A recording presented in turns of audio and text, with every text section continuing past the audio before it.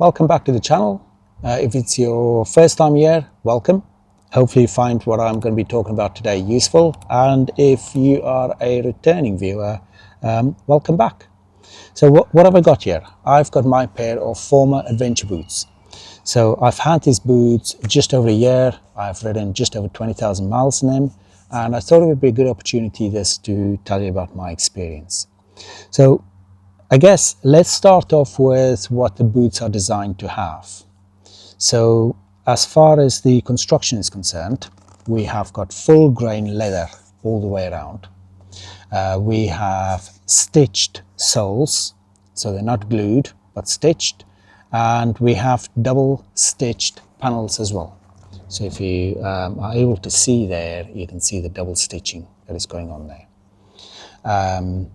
Protection wise, they are designed to be quite protective, quite safe. So we have got the great big plastic shin plate. We've got these ankle TPUs, these round circles here to protect your ankles, reinforced heel and to reinforce toe, and we've also got the gear shift protective pad, if you like, on both sides, actually, both of the boots. They are CE certified, so they are rated to be quite safe, legally, I guess. As far as weatherproofing and waterproofing is concerned, they've got it's not Gore-Tex, but it's a Dry-Tex liner inside. And so that's, and you can see the liner. So when the boot opens, the liner protects the opening of the boot there as well. And of course it is quite a tall shaft, so going through low crossings and so on, it is designed to keep most, if not all, of that water out. Okay, comfort wise, inside we've got a padded lining. It is quite soft all the way around, actually. We've got 3 adjustable buckles, very easy to operate. And actually, if I maybe just show you by putting one of these on, that simple. We can pop them on like that. Make sure that you put your little Dry-Tex liner inside, and very easy. And then we've got the Velcro here at the top as well, which keeps it all in place.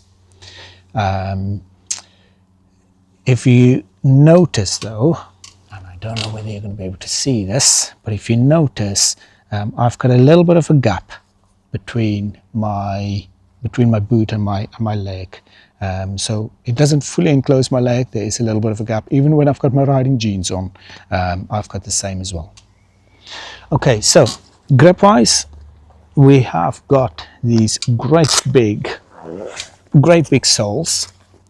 And they're oil proof as well, so they do protect against oil spills. It's an oil resistant, don't protect against oil spills necessarily, but the rubber is oil resistant at least. If we look at the longevity of these boots, these buckles are designed to be replaceable. If you notice the screws, so you can just unscrew them, put new buckles on. Bob's your uncle. And if you wanted to, you can also get the soles restitched as well. So if your soles are worn down, they can take them off, put some new soles on for you. No problem. Okay, that's the official sort of specs of the boots. But let me tell you about my experience. So comfort-wise, first of all, it's a mixed bag for me. When I'm on the bike, I'm comfortable, don't really notice the boots. With an exception, which I'll tell you about in a moment. But when I'm off the bike, I find them very uncomfortable. I've seen quite a lot of people online where they say, you can, when you do adventure riding with these boots, you can get off the bike and you can walk for miles and so on. Comfiest boots I've ever worn and everything else. My experience is not the same. I've walked in these boots on a couple of occasions for a couple of hours. The longest I've walked in them is probably about 3 hours, maybe just over 3 hours. and they are extremely uncomfortable for me. I had blisters after the 3-hour walk. I had blisters on my feet. Don't find them great. On the bike, yeah, don't really notice them. But when I've got my riding jeans on, I tuck my jeans into the boot so the boot fit over the jeans. And if I'm not careful, where my bottom of my jean meets my ankle, if the jean material is between my ankle and the boot, it gets really sore, probably after a couple of hours on the bike. Now that's an easy fix, of course. You just have to pull the jean out a bit, but that is something that I always have to be mindful of when I wear these boots. When I wear my winter suit, my rocker suit, that fits over the boot. It's wide enough to fit over, and obviously I don't have the same issue then. Where I've got a real problem with these boots though is the waterproofing. I don't find them waterproof at all. Water resistant, maybe, yes, but not waterproof. So there's been so many rides where I've had soaking wet feet. I treat these boots as well. So this color that you can see here, now excuse the dirt, the bugs. It's summer here in the UK and we get loads of bugs, and I do try and clean them fairly regularly, but I do treat the boots with Renapur, which is a beeswax concoction, and it restores leather and makes them breathable again, and restores its natural waterproofness as much as leather is waterproof, up to the extent that it is. But yeah, it's not waterproof at all. I don't know whether I'm just unlucky, because lots of people have said these boots are really waterproof. They can even stand in puddles of water and stuff, and the feet are dry. I don't have the same experience. But I've even had sealskin socks on. Now, in fact, I fairly regularly ride with sealskin socks, and my feet still get wet under the sealskin socks. Now, I don't know what's going on. So this is why I think maybe I'm just unlucky, because the boots obviously are leaking through, and the sealskin socks don't keep my feet fully dry either. So, have I got a bad pair of boots and a bad pair of socks? I mean, it's that would be a massive coincidence. Unlikely, but not impossible. And I think that's probably the sort of percentage that I fall in there. That unlikely, but not impossible. I get wet feet, regardless of whether I've got these boots and sealskins on. Well, go figure, but that's the reality of it. And it's not even a case of when, if I've got my jeans on and they tucked in the boots, then obviously, I can expect that there could be rain, coming in the top potentially. But when I've got my rocker suit on, that goes fully over the boot.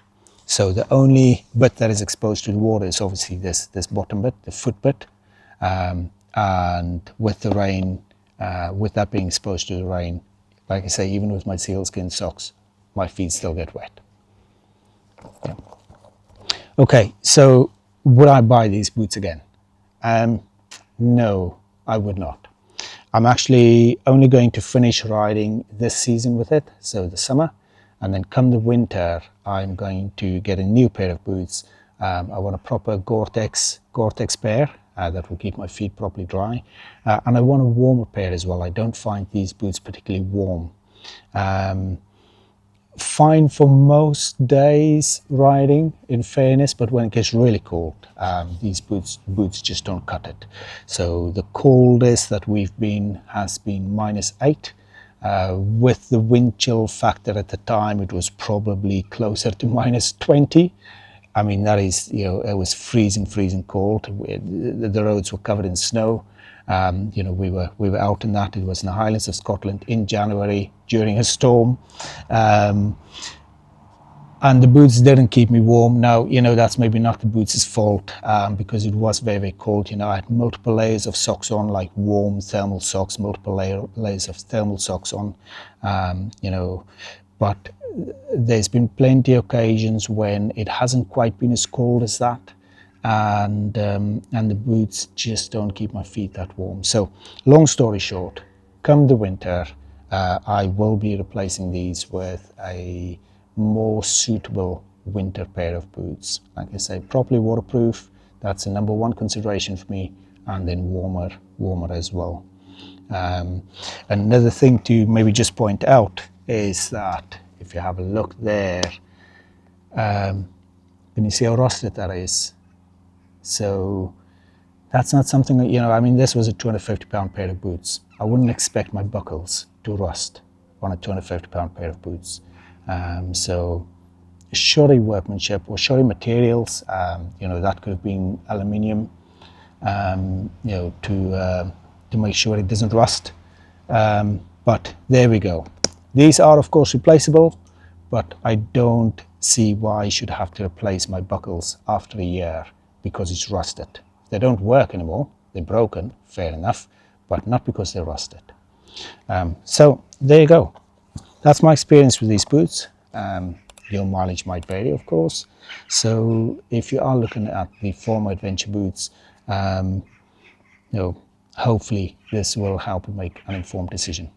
So see you next time.